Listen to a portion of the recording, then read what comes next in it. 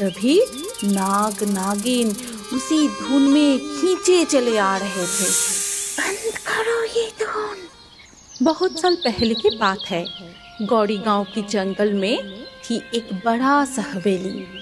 किसी को भी इस हवेली के बारे में पता नहीं था और जंगल भी इतना घना था कि कोई साहस भी नहीं कर पाता था उस जंगल में जाने की। इसीलिए सारे पशु पक्षी जंतु निश्चिंत होकर उस जंगल में रहते थे। लेकिन उस जंगल में जो हवेली था वहां पर 2 मणिधारी नाग और नागिन रहते थे।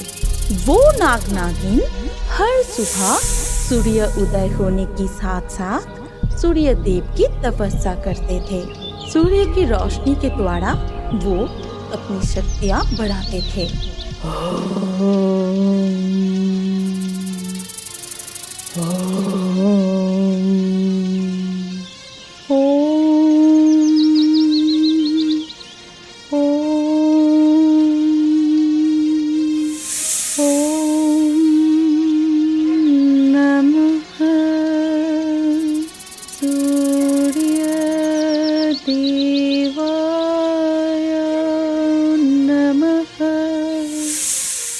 उदय होने पर सारे पशु पक्षी खाना ढूंढने के लिए निकलते थे और उसी समय खेलते कूदते भी थे।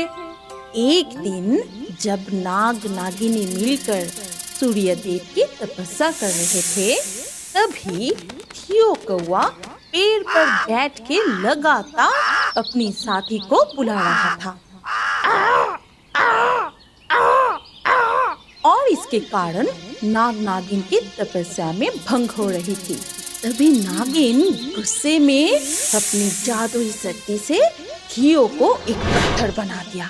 ठीक उसी वक्त ना जाने कहां से एक मेंढक आके नागराज के ऊपर चढ़ गया। तभी नागराज भी बहुत गुस्से में आके बोला, तेरी इतनी मजाल कि तू मेरे तपस्या में बाधा डाले। मैं अभी तुझे सबक सिखाता हूँ। फिर उसने मेंढक को भी अपनी शक्तियों से पत्थर बना दिया। ठीक उसी समय दुनिया कुछ फल लेके जा रही थी। वो मेंढक और थियो कौवा को पत्थर बनते देख के चौंक गई और उसकी मुंह से सारे फल गिर गया। अरे बाप रे, ये क्या हो गया? दुनिया के मुंह से फल गिरा तो गिरा नागराज और नागिन के बिल्कुल सामने। तभी आज हमारी तपस्या में इतनी बाधा क्यों आ रही है? अब इस दुनिया को भी सबक सिखाना पड़ेगा। नहीं नहीं, मुझे छोड़ दीजिए, मेरे बच्चे भूखे हैं। मैंने आप दोनों को देख नहीं पाई।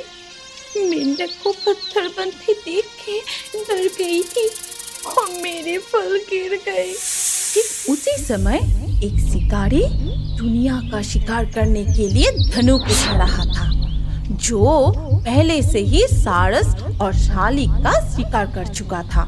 अरे और एक पंछी इसका भी शिकार करता हूँ। ये इंसान कहाँ से आ गया? अरे ये तो दुनिया को मारना चाहता है। शिकारी को देखते ही नागिन ने उसे डस लिया और वो शिकारी मर गया। अरे बाप रे, नागिन ने काट लिया। आप कितने अच्छे हैं, आपने मेरी जान बचाई। मैं हमेशा आप दोनों की आभारी रहूंगी और मैं हमेशा आप दोनों के ध्यान भी रखूंगी। ये कह के दुनिया वहाँ से चली जाती है। लेकिन फिर एक दिन उसी जंगल में 2 तांत्रिक तपस्या करने आते हैं। तभी उन दोनों तांत्रिक को एक रोशनी दिखाई देते हैं। भैरव, तुझे कोई रोशनी दिखाई दे रहा है क्या? हाँ भैरव, दिखाई दे रहा है, लेकिन इतनी रात को इस जंगल में ये रोशनी कुछ अजीब सा नहीं है? चल भैरव, ये रोशनी जिधर से आ रहा है उधर चलते हैं। फिर वो दोनों रोशनी की तरफ जाते हैं और वहां पहुंच के उनको वो हवेली दिखाई देता है जहां नाग नागिन खेल रहे थे और वो दोनों माथे पे मणि धारण किए हुए थे जिससे इतनी तेज रोशनी निकल रही थी। नाग नागिन को देखते ही गैरव कहता है, अगर ये मणि हमें मिल जाए तो हम दुनिया के सबसे शक्तिशाली तांत्रिक बन जाएंगे और बहुत अमीर बन जाएंगे। अभी इनको छोड़ देते हैं, लेकिन दिन के उजाले में इनके शक्तियाँ कम हो जाते हैं, तभी इन दोनों को बंदी बनाना होगा। ठीक है, तो चलो अब चले। फिर पूरी रात भैरव और गैरव तांत्रिक आग जला के पूजा पाठ करते रहे और सुबह होते ही दोनों तांत्रिक मिलकर बीन बजाना शुरू कर देते हैं। तभी नाग नागिन उसी धुन में खींचे चले आ रहे थे। बंद करो ये धुन, मेरा सिर दर्द से फट रहा है। मैं और सहन नहीं कर पा रहा हूँ, मुझे बहुत कष्ट हो रहा है। ठीक है, बीन बजाना बंद करता हूँ, लेकिन पहले बोलो वो मणि कहाँ है? हमें वो मणि दे दो, नहीं तो तुम दोनों को हम बंदी बना लेंगे। नहीं, वो मणि हम कैसे दे सकते हैं? मणि तो हमारा जीवन है, हमारा शक्ति है। मणि बिना हम मर जाएंगे। ठीक है, जब तक तुम हमें मणि नहीं दे देते हम बीन बजाना बंद नहीं करेंगे और तुम दोनों को हमेशा के लिए बंदी बना के रखेंगे। ये कह के फिर से दोनों बीन बजाना शुरू करते हैं और नाग नागिनी तड़पते रहते हैं। ये सब कुछ टुनिया पेड़ पर बैठी देख रही थी। फिर टुनिया वहाँ से जंगल में पंछियों के झुंड की तरफ चली गई। वहाँ जाके टुनिया सबको पूरी घटना बताई और चील, बाज, तोता से मदद मांगी। फिर वो चारों मिलके तांत्रिकों के पास जाते हैं और तांत्रिकों के पास पहुंचते ही बाज भैरव के बीन छीन लेता है और चील गैरव के बीन छीन लेता है। फिर टुनिया और तोता मिलकर तांत्रिकों ने जो आग पूजा करने के लिए जलाई थी उस आग को लेकर तांत्रिकों के ऊपर फेंक देता है। दोनों तांत्रिक ही बुरी तरह जल जाते हैं। आग की जलन से दोनों वहां से भाग जाते हैं। इसके बाद नाग कहता है, तुम सब मिलके हमारे जान बचाए, तुम सबका बहुत बहुत शुक्रिया। आज तुम सब ना होते तो हम सच में मर जाते और हमारा मणि भी छीन जाता। आज हम तुम्हें कुछ देना चाहते हैं, तुम सबको जो मांगना है आज मांग लो। नागराज, आप सिर्फ थियो कौवा और मेंढक को पत्थर से आजाद कर दीजिए, वो भी हमारे साथी है। हाँ नागराज, उनको क्षमा कर दीजिए, वो फिर से कभी ऐसा नहीं करेगा। हम सब मिलके उनको समझा देंगे और हम भी सतर्क हो जाएंगे ताकि आप दोनों के तपस्या में कोई बाधा ना आए। ठीक है। ये कह के नागराज मेंढक को और नागिन थियो कौवा को फिर से पत्थर से आजाद कर देते हैं और इसके बाद सब मिलकर एक साथ खुशी खुशी रहने लगते हैं। उस नागिन ने फिर से उसके बच्चों को खा लिया था। मीनू की हालत रो रो कर खराब हो गई। मथुरा के एक छोटी सी गांव चिंतामणि में एक बड़ा सा जंगल था जिसमें एक नीम का पेड़ था।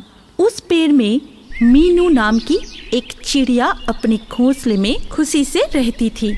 मीनू ने कुछ हफ्ते पहले अंडे दिए थे और उसने अपने घोंसले में अंडों को संभाल कर रखा था। सब ठीक चल रहा था और मीनू के अंडे बस कुछ ही दिनों में फूटने वाले थे। मीनू बहुत खुश थी और अपने बच्चे के लिए बहुत सारे खाना इकट्ठा करने में व्यस्त थी। मेरे बच्चे बस कुछ ही दिनों में आने वाले हैं। उनके लिए मुझे इतना खाना लाना पड़ेगा कि मैं उनके अच्छे से देखभाल कर पाऊँ। ये कहते ही मीनू अपने बच्चे के लिए और खाना ढूंढने चली गई। उस दिन दोपहर को जब मीनू खाना लेकर घोंसले में लौटी तो उसके होश ही उड़ गई। उसके अंडों का कोई आता पता नहीं था। अरे मेरे बच्चे कहाँ गए? मीनू बहुत घबरा गई और पेड़ के आगे पीछे हर जगह अपने अंडों को ढूंढती रही। ढूंढते ढूंढते उसे पेड़ के नीचे अपने अंडों के छिलके गिरे हुए दिखे। मीनू ये देख और भी घबरा गई और अपने आंसू रोक के वो नीचे देखने गई। पेड़ के नीचे के हिस्से में एक छेद था। ठीक उसके सामने मीनू की अंडे के छिलके पड़े हुए थे। मीनू ने उस छेद के अंदर आवाज लगाई। अंदर कोई है? कोई है क्या? अंदर से कोई आवाज नहीं आया, पर कुछ ही देर बाद अंदर से एक नागिन बाहर आई। क्या बात है?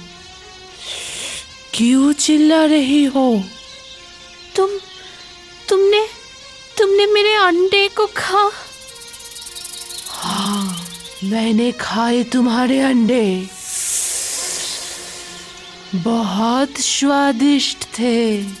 तुम्हारी इतनी हिम्मत, तुमने मेरे बच्चे को खा लिया? ये कहते ही मीनू रो पड़ी। मैंने तुम्हारा क्या बिगाड़ा था? कुछ नहीं, मुझे बस बहुत भूख लगी थी। तुम मेरे पेड़ पे क्यों आई?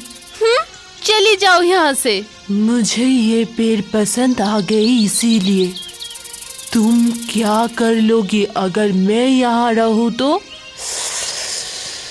चलो निकलो यहाँ से, मुझे अभी सोने जाना है।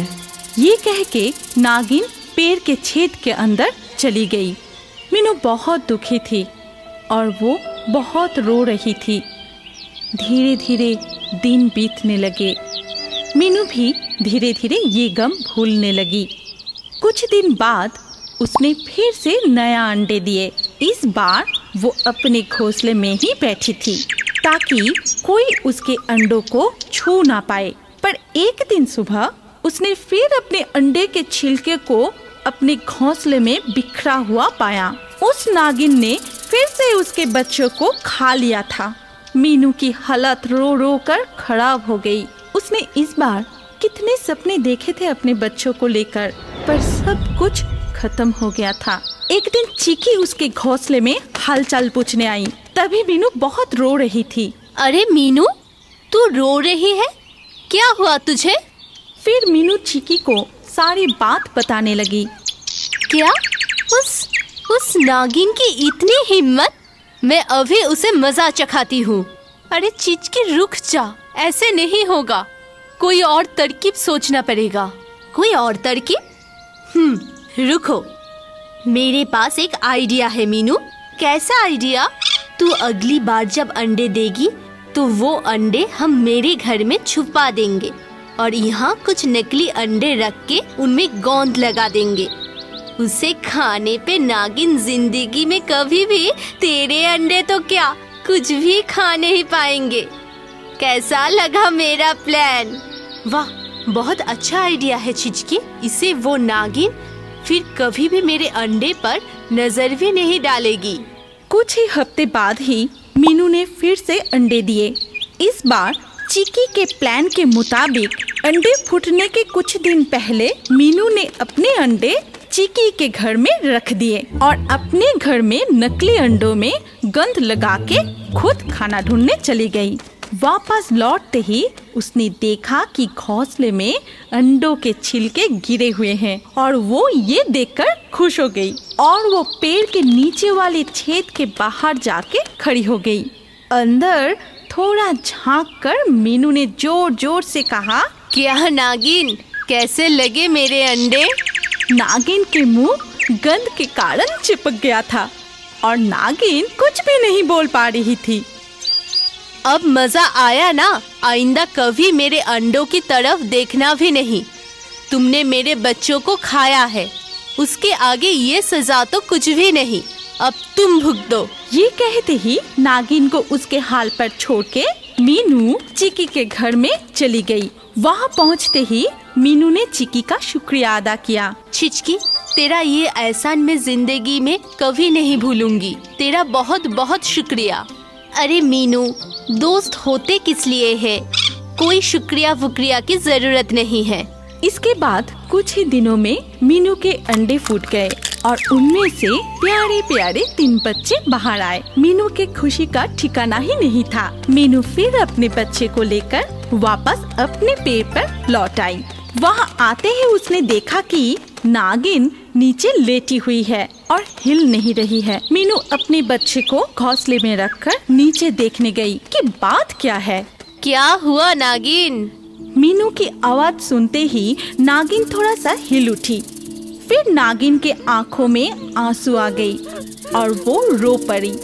नागिन को अब तक अपने पापों का सजा मिल चुका था और उसको अपनी गलती का एहसास भी हो गया था। उसे बुरी तरह रोते देख मीनू को बिल्कुल भी अच्छा नहीं लगा।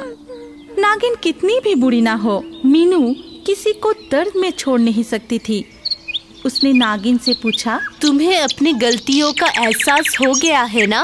नागिन ने अपने सिर हाँ में हिलाया। ठीक है, मैं तुम्हारी मदद करती हूँ, लेकिन एक शर्त पे। नागिन ने इस बात पर भी अपने सिर हाँ में हिलाया। मेरा शर्त ये है कि आज के बाद तुम किसी की भी जान नहीं लोगे, किसी के भी अंडे और उनके बच्चों को कभी भी किसी तरह से चोट नहीं पहुँचाओगे।